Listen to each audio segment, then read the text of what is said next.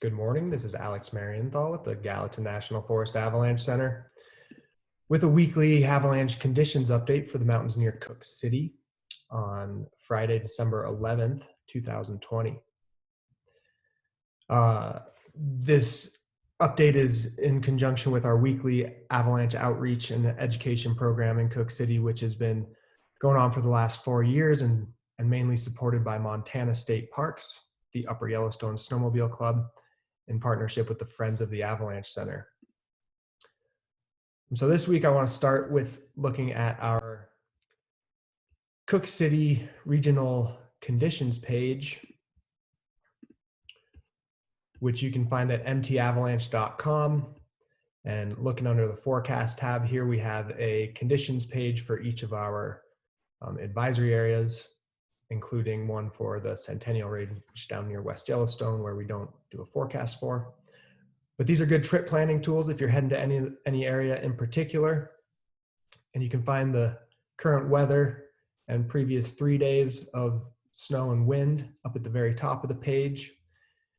And there's links to these stations and our weather log. We haven't had any snow for the last week throughout our advisory area. We got a little bit last night. It's snowing right now here in Bozeman. And that pattern is looking like it's going to change over the weekend and the next week to be a little bit snowier.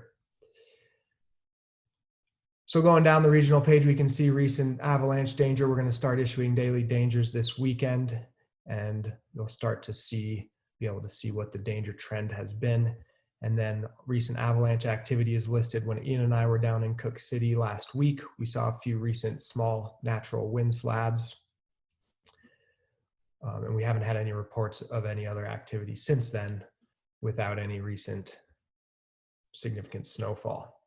The main concern going forward when we do get this snow over the weekend and next week is the layers that formed at the surface of the snowpack the last 7 days. We grew some surface hoar and near surface facets. There's probably a few inches of just weak sugary snow at the surface. And when these layers get buried by a few inches of snow, that new snow is gonna be easy to avalanche and slide. And at the bottom of our regional pages, we have there's some links to webcams and a link to the Weather Service forecast, which is showing that a little bit of snow tonight, tomorrow, Sunday night, and the extended forecast looks good for a pattern change next week and a few inches of snow kind of each night throughout the week. Looks like Wednesday, and then again Thursday and next weekend. So when Ian and I were down in Cooke City last Friday. All right, we're out north of Cooke City near Round Lake, December 4th, 2020. And the snowpack out here around Cooke is around 1 meter to 1.5 meters deep, 4 to 5 feet deep. Around the corner, it was a little bit deeper, and we were finding a right side up snowpack, which is harder snow on the bottom, going up to nice soft powder snow and generally good stability there. We haven't seen any signs of instability other than some isolated wind slabs that broke naturally up in high, heavily wind-loaded terrain up in between like rock ribs. Those are some places where you might trigger that type of slide. So right now, the danger and hazard is generally low, and we have a pretty good setup. But in this pit here and in some other pits riding around, we are finding some facets about a couple feet off the ground, this sugary, weak snow. And while we haven't seen any signs of instability on that yet, when we do load it up with more snow, if we get some big storms, we're going to keep that in mind, because we're not totally in the clear down here for not having buried weak layers yet. So good right now, but going forward, we're still playing it safe. So in addition to that weak layer of surface hoar and facets on the surface of the snowpack, there are some slopes where we might find some weak snow a little bit deeper down. And this early in the season, it's worth digging down to make sure we're not getting unstable test results or finding that weak layer a few feet deep. If we do get a lot more snow, we might see avalanches breaking on those layers if they exist. So we're still looking around for those.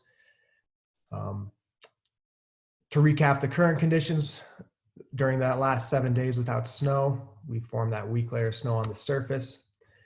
And as we put a slab on top of that this weekend and next week, especially where the new snow gets drifted into thicker slabs, even if we just get 2 or 3 inches of snow, that can be drifted into 1 or 2 feet thick on wind-loaded slopes. We want to be steering clear of those wind-loaded slopes and making sure if we do plan to ride in any steep terrain to dig down a few feet, do some quick stability tests and double check that we don't have those weak layers there. So new snow over the next week will create some fresh slabs, especially where it is drifted by the wind, and these slabs will create elevated avalanche danger when they form. Tonight, as I said, we're going to get a couple inches hopefully, and then a couple more Sunday, Monday, and the forecast looks like the pattern will change to a little bit snowier. Nothing huge in the forecast yet, no big storms, but even just a few inches every night is going to pile up. And once we get 6, 8 inches or more on top of that weak surface, we'll be seeing avalanches. So there will be some wind, fairly calm this weekend, but picking up earlier in the week. And that we'll be drifting that fresh snow into fresh slabs. So be cautious of wind-loaded slopes. Dig a few snow pits to look for buried weak layers before riding any steep terrain.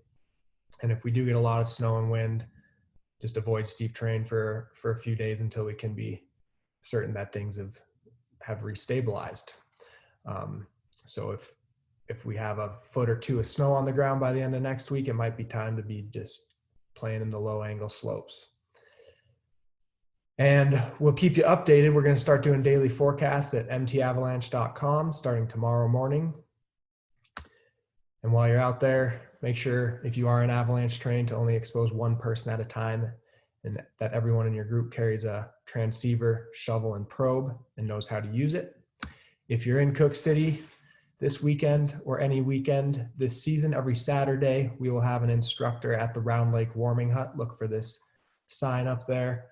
They'll be there to run through quick rescue drills if you just stop by for 15, 20 minutes and practice with your rescue gear and ask questions about current conditions or anything you want to know about staying safe in avalanche terrain. So thanks for listening this week. We'll be back next week with another update, and have a fun and safe weekend out there.